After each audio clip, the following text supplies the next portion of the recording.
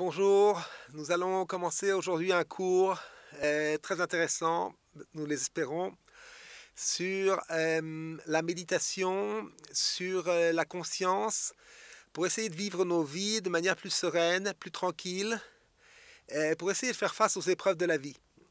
Nous avons parfois des difficultés et ces difficultés nous font un petit peu sombrer dans une certaine tristesse, une certaine anxiété.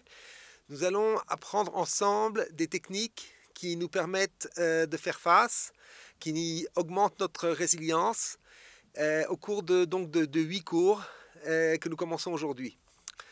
Nous commencerons ce cours par une parabole, celle de 4 enfants, 4 fils, dont les actions et les modes de réaction sont différents les uns des autres. Le premier fils est un fils qui passe à travers la vie sans essayer de comprendre, sans réfléchir sur ce qui lui arrive. Et en fait, ce fils est un petit peu inconscient. Il ne sait pas que ce monde est en fait dirigé par un créateur. Il pense que tout est gratuit, tout est facile et qu'on ne doit rendre de compte à personne. Et donc, lorsqu'il a des épreuves, il ne réagit pas. Ce fils est un petit peu insouciant. Il y a un deuxième fils qui, lui, lorsqu'il a une épreuve, il essaie de réfléchir. Il comprend qu'il a peut-être fait des erreurs. Il essaie de corriger ses erreurs.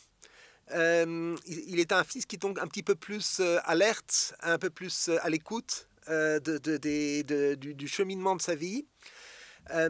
Donc il est dans une meilleure situation. Le troisième fils est celui qui, en fait, on va parler de 3 fils, il y en a 4 dans cette histoire, mais on parlera, disons du troisième.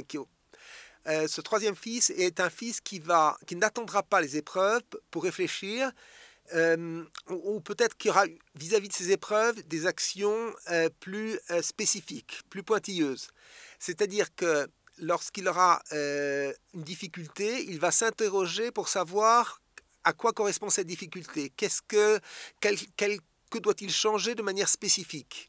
Il est donc plus alerte. Il est vrai qu'il réagit après avoir reçu la difficulté, mais sa réaction est une réaction précise et donc elle est meilleure que celle du deuxième fils. Le quatrième fils est celui qui a la meilleure réaction possible. Il n'attend pas les épreuves, il n'attend pas les difficultés. Chaque jour, il examine sa journée pour savoir s'il a fait le bien, s'il a contribué à son bonheur personnel, au bonheur de sa famille, au bonheur de la collectivité dans laquelle il vit.